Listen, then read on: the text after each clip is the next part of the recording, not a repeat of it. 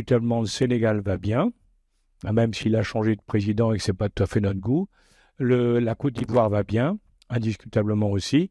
Et il y en a un qui se prépare à devenir une très grande puissance africaine, c'est la République démocratique du Congo, du président Tshisekedi, qui essaie de régler son problème avec le Rwanda, puisque comme vous avez pu le voir, je pense, hein, le Rwanda occupe et pille, il n'y a pas d'autre terme, la République démocratique du Congo depuis le départ de Mobutu, donc Kabila père puis Kabila fils, suite à un accord qui avait été passé à l'époque, il faut le savoir. Ce qui s'est passé, c'était que quand Kagame a pris le pouvoir au Rwanda, il était aidé par les forces spéciales américaines, bien sûr, puisque c'était les compagnies minières américaines étaient derrière, et ils ont aidé le président Kabila, Joseph Kabila, à prendre le pouvoir au Congo. C'est-à-dire qu'après avoir pris le Rwanda, ils ont continué vers Kinshasa pour imposer Kabila. La contrepartie de la mise en place de Kabila au Congo, ça a été de donner les mines de tantal et de cobalt, de l'Ituri et du Nord Kivu au Rwanda.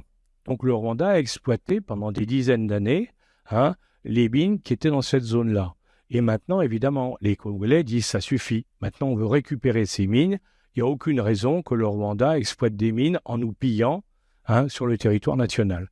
Donc c'est ça l'histoire de ce qui se passe aujourd'hui, la guerre là-bas qui est terrible, parce que je vous signale que on parle des guerres, nous, la guerre au Moyen-Orient, la guerre en Ukraine, mais il y a beaucoup plus de morts en Afrique, dans la guerre en Ituri, qu'il y en a dans les deux autres. Personne n'en parle. Ça pose problème.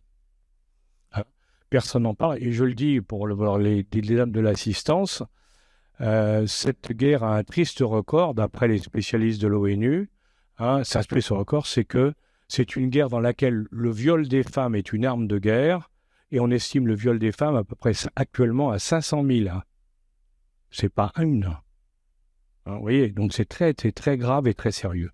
Alors, bon, je pense que Tshisekedi est en train de gagner, parce qu'il a maintenant l'appui de tout le monde, y compris des Américains. Ça, c'est très important. Les Américains ont lâché Kagame, parce qu'effectivement, ils disent que ça ne peut pas continuer comme ça. Donc, vous voyez, tout ça, c'est en train de bouger, si vous voulez.